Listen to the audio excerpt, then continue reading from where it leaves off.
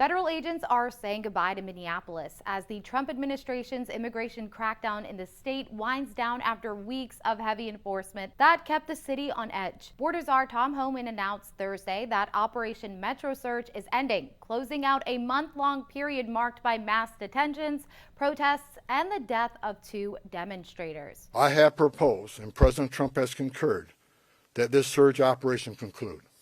A significant drawdown has already been underway this week and will continue to the next week. As a result of our efforts here, Minnesota is now less of a sanctuary state for criminals.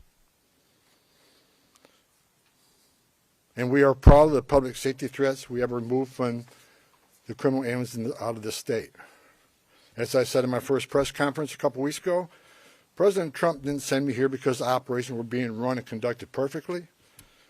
I came here to identify issues and implement solutions to improve our mission execution. Homan also said immigration agents will now have more access to undocumented immigrants being held in county jails after what he described as productive conversations with state officials. Governor Tim Walz said earlier this week he expected the crackdown to end within days after speaking with Homan and White House Chief of Staff Susie Wiles. Minneapolis Mayor Jacob Frey said he also had a positive meeting with Homan and discussed scaling things back. Walz wrote after the announcement, quote, "The long road to recovery starts now. The impact on our economy, our schools, and people's lives won't be reversed overnight." Last week, Homan said 700 federal officers would leave Minnesota, with more than 2,000 others now set to follow. He plans to stay in the state to oversee the drawdown, while a small number of personnel will remain to transition operations back to the local ICE field office and monitor protest activity. A small footprint of personnel will remain for a period of time to close out and transition full command and control